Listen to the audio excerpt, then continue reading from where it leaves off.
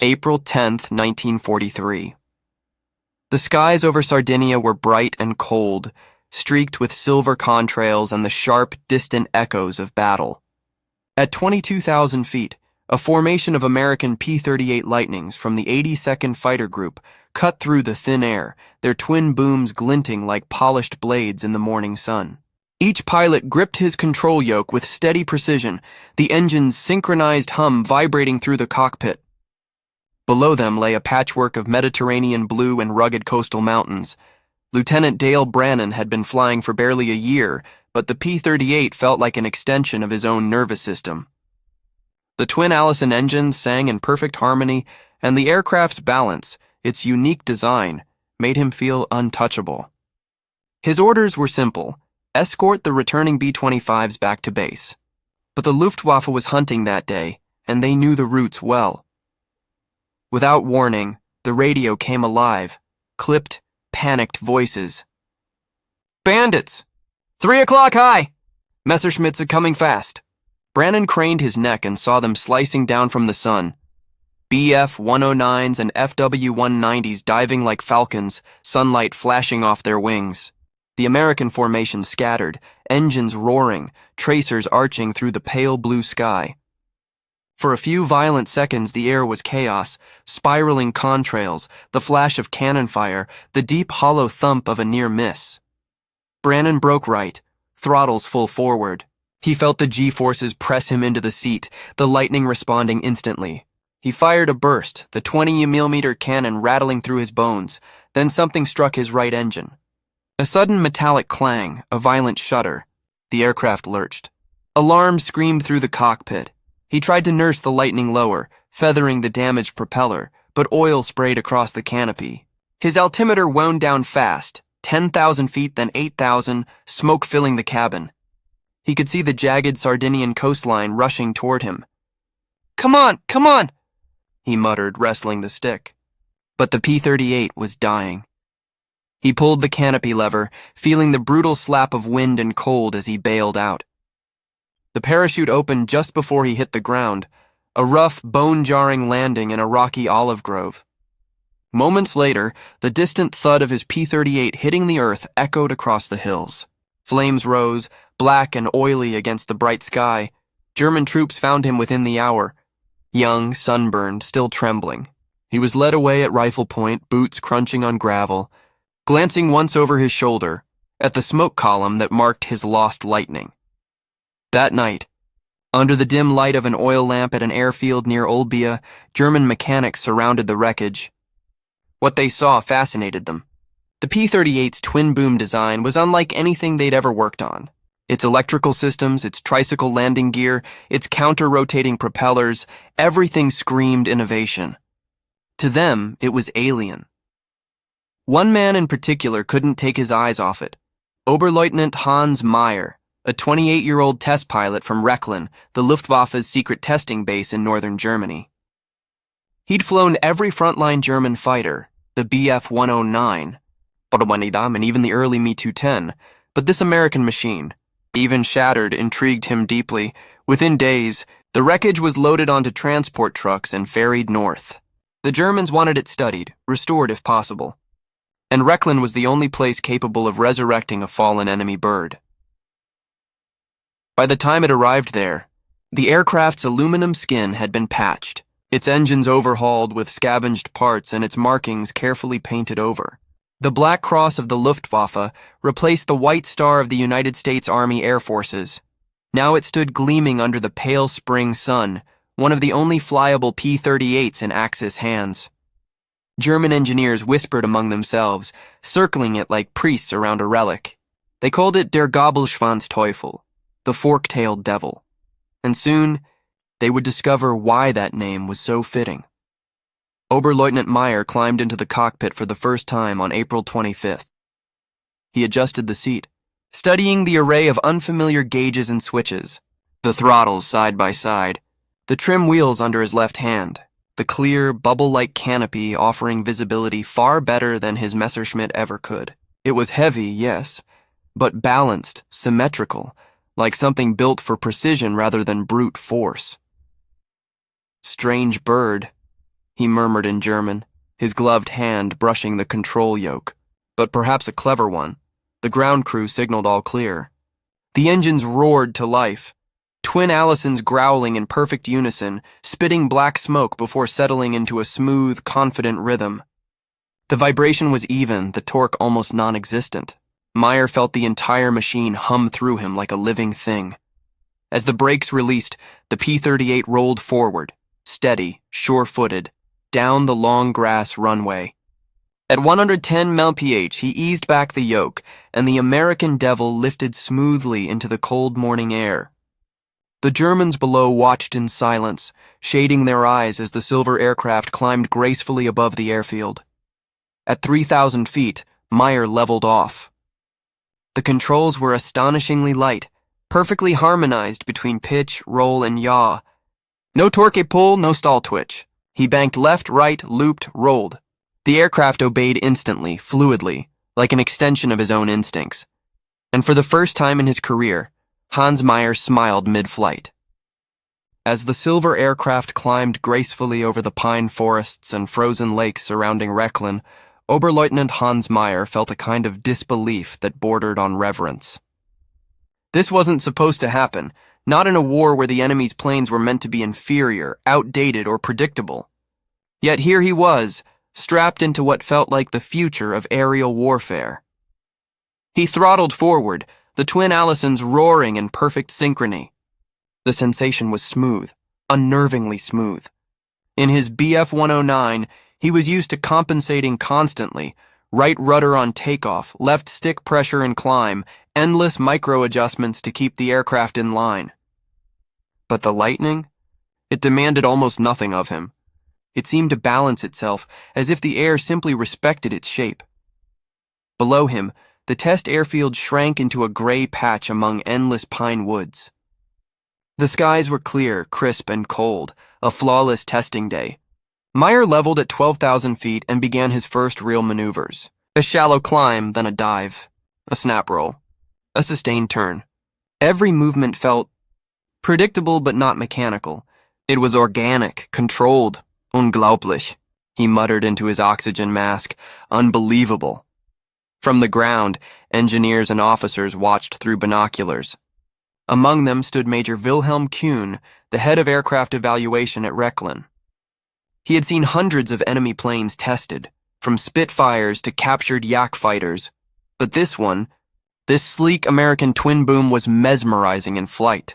One of the engineers, Oberingenieur Bauer, scribbled furiously in his notebook. It turns without torque roll, he said quietly. Do you see that? No yaw drift on power application. The counter-rotation cancels it completely, Kuhn nodded. And look at its stability. Hands-off level flight, incredible. They've built balance into the machine. High above, Meyer continued to explore its limits. He pulled into a steep climb, then rolled inverted, diving toward the lake. The altimeter unwound. 10,000, 8,000, 5,000 feet, but the P-38 held steady, never shuddering, never fighting him. Even the control stick felt different, weighted perfectly for precision rather than aggression. He tested the high-speed dives next. The Lightning's reputation was well known even to the Germans. American pilots boasted that it could outdive nearly anything the Luftwaffe had. Meyer pushed the throttles forward, and the airspeed indicator climbed fast. 350 mph, 400, 440. The air screamed past the canopy, the twin tails slicing through the slipstream. He braced for the compression that plagued German fighters at such speeds, that sudden, terrifying lockout of controls when air resistance turned the plane rigid. But the P-38, it barely twitched. The dive felt controlled, deliberate. When he pulled out at 8,000 feet, the G's pressed him into his seat, but the aircraft never protested. By the time he returned to base and shut down the engines, the crowd waiting on the tarmac was silent. The engines ticked as they cooled, the metallic scent of hot oil and dust filling the air. Meyer climbed out slowly, removing his leather helmet. His expression was unreadable until he spoke. This aircraft, he said at last, flies as if it wants to protect you. The mechanics exchanged glances. Kuhn approached. Explain, Oberleutnant. Meyer leaned against the fuselage, still catching his breath. It doesn't punish you for mistakes. In the Messerschmitt, if you push too hard, it bites. The Focke-Wulf, too. They demand constant attention like wild horses. But this, he tapped the silver skin, this is something else. It forgives you. It helps you.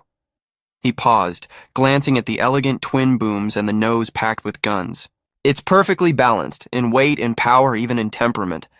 I've never flown anything that feels so centered. The next day, Rechlin's engineers began taking the Lightning apart piece by piece. Every system was cataloged, photographed, and weighed. They studied the counter-rotating propellers, the tricycle landing gear, the central nacelle containing all the weapons. They examined the control harmonization, how Lockheed had managed to make pitch, roll, and yaw align in such mechanical unity. Bauer shook his head in admiration as he worked. They designed it for precision. Look at this control linkage, only perfectly matched between both engines.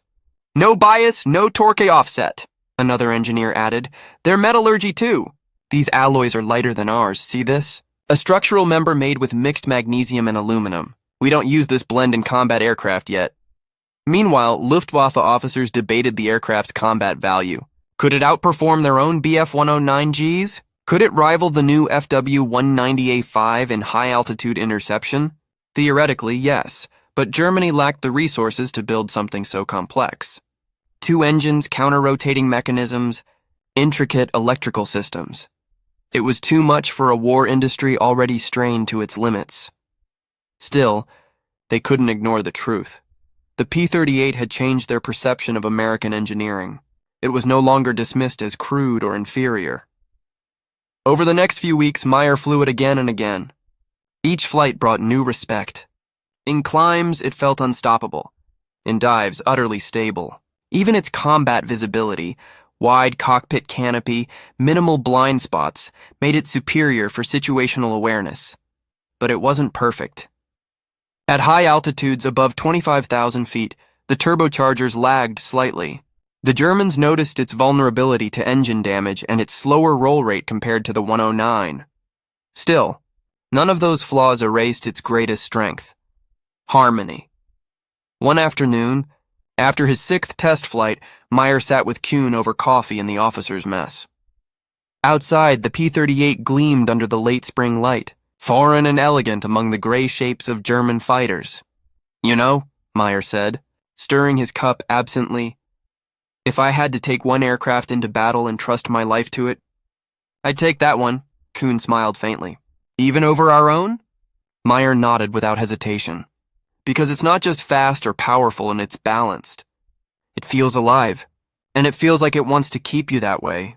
Weeks passed, and the captured Lightning became a daily spectacle at Rechlin. Whenever its engines ignited, the entire airfield seemed to pause.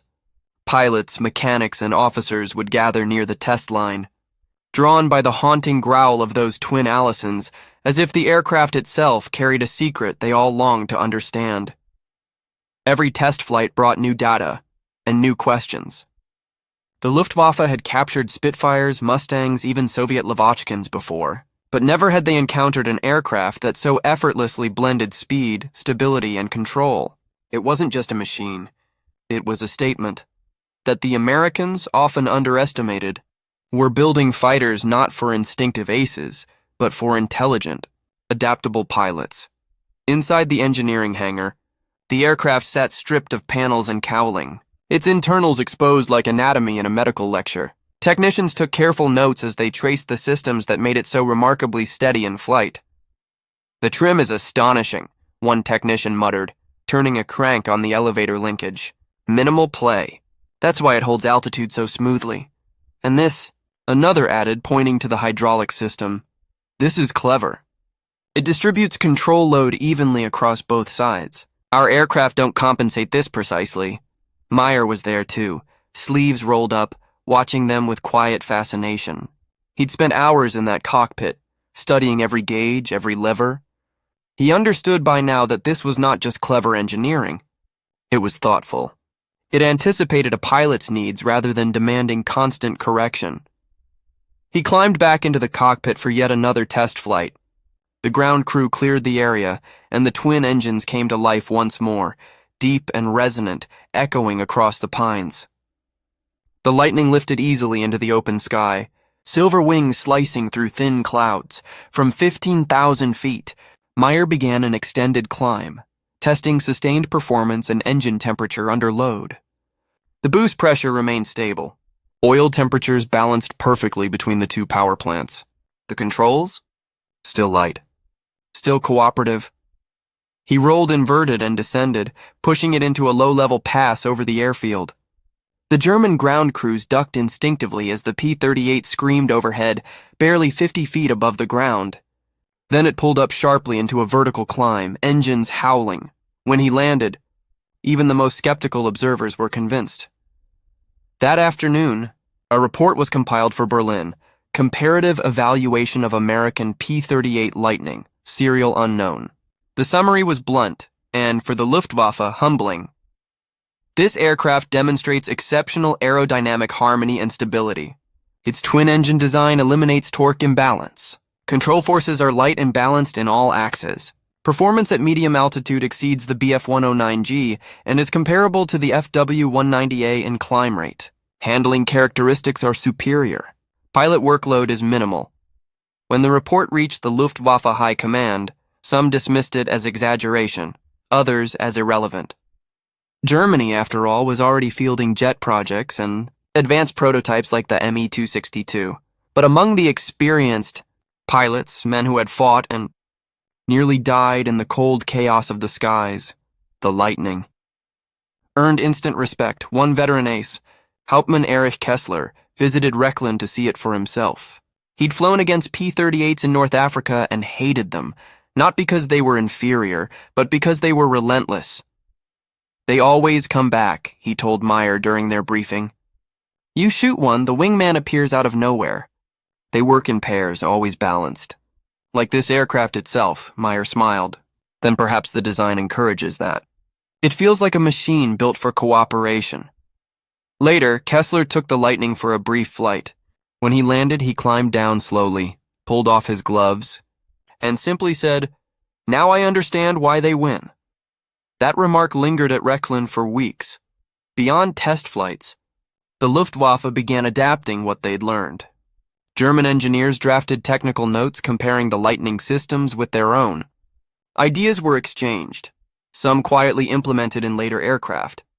The P-38's counter-rotating propeller principle influenced design studies for multi-engine interceptors. Its tricycle landing gear configuration, once mocked by German designers, began to appear in later experimental aircraft, but perhaps the most profound impact wasn't mechanical, and it was philosophical. The Lightning forced the Germans to reconsider how they viewed the pilot-machine relationship. Their aircraft were built for elite aviators, physically strong, instinctive, aggressive. The P-38, in contrast, was designed for precision and balance. It made an average pilot better. It forgave mistakes. It trusted its operator. In a war increasingly defined by attrition, that difference mattered. One evening, as the sun dipped behind the hangars, Meyer stood by the Lightning with a cigarette, staring at its polished skin reflecting the orange glow of dusk. A faint breeze moved through the pines. "It's strange," he said to Bauer, who was tightening a fuel line.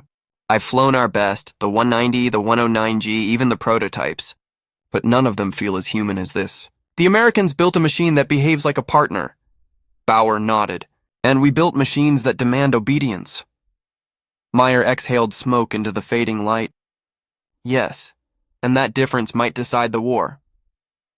By summer, the Lightning had become too valuable to risk. The Luftwaffe grounded it permanently, preserving it for continued technical study.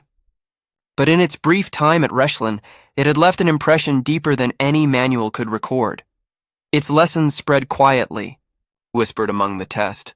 Pilots, balance, stability, forgiveness, words not often associated with machines of war, yet ones that resonated deeply with those who knew how fragile a pilot's life could be at 25,000 feet.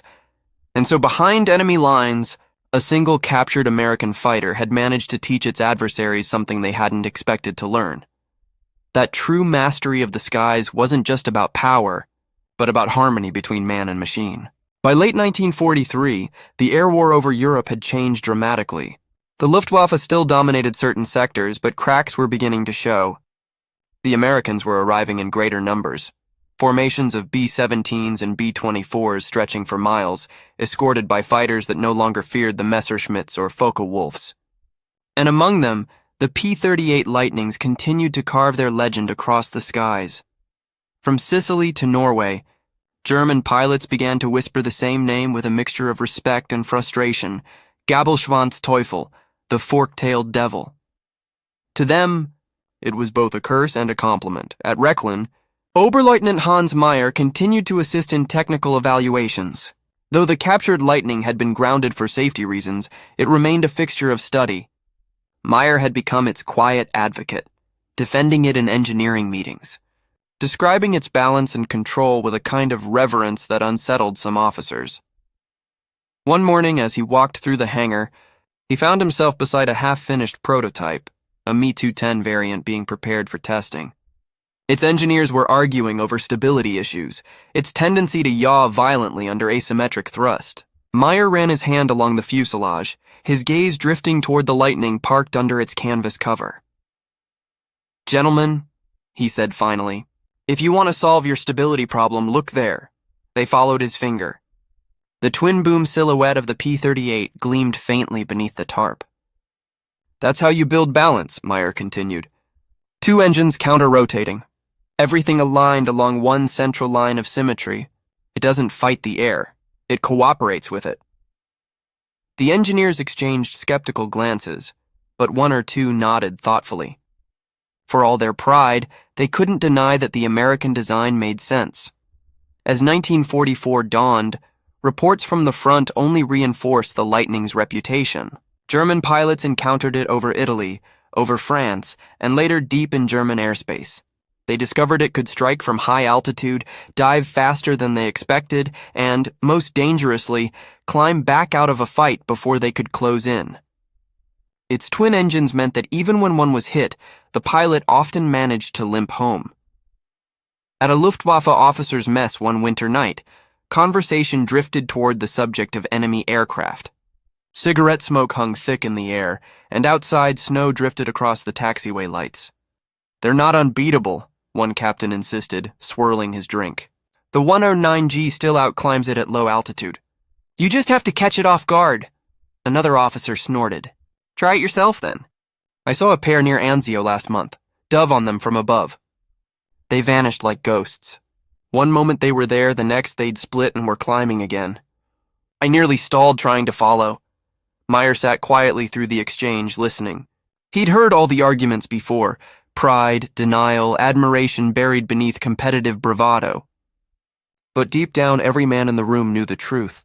The Lightning was a masterpiece. He leaned forward finally. "Gentlemen, arrogance doesn't keep you alive up there. Balance does.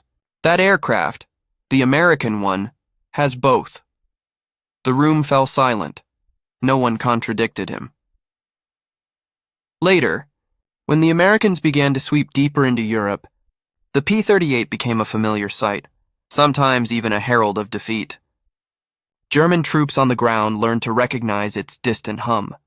Its silhouette was unmistakable: the twin booms, the central nacelle. It carried reconnaissance cameras, rockets, and bombs. It scouted, it struck, it vanished. And somewhere in northern Germany, a grounded Lightning still stood beneath its tarp, silent witness to a war it had never chosen to fight. In one of his final test reports before being reassigned, Meyer wrote a line that would quietly circulate through Luftwaffe archives for years after the war. "The P-38 Lightning is not the fastest, nor the most heavily armed, but it is the most balanced aircraft I have ever flown. It requires no effort to master. It becomes part of you. It is the first machine I have known that seems designed to understand its pilot." After the war ended, Allied teams combed through captured German documents and found those same Rechlin reports, preserved in meticulous detail. They were astonished to see just how highly the Luftwaffe had regarded the Lightning. The test data was clear, the pilot's notes candid. They spoke not with scorn, but admiration, professional respect from one warrior to another. In 1946, At an American airbase in England, a former German engineer from Rechlin, now a prisoner working with Allied intelligence, stood before a restored P-38 on the tarmac. He walked slowly around it, touching the wing, the nacelle, the twin tail. A young American lieutenant, curious, approached him. "You ever see one of these before?" the pilot asked. The German smiled faintly. "Yes," he said in accented English. "Once. We called it the fork-tailed devil, but I think your word is better." The American raised an eyebrow. "Which one?" The old engineer looked up at the sleek machine, sunlight gleaming off its silver skin. "Lightning," he said softly. "Yes, that's exactly what it was." The young pilot smiled, nodded, and stepped back as the engines roared to life. The P-38 began to taxi forward, its twin booms slicing through the haze. The German watched it lift off and climb effortlessly into the clear sky, balanced, graceful, utterly confident, just as it had over Rechlin all those years ago. For a moment, he almost saluted.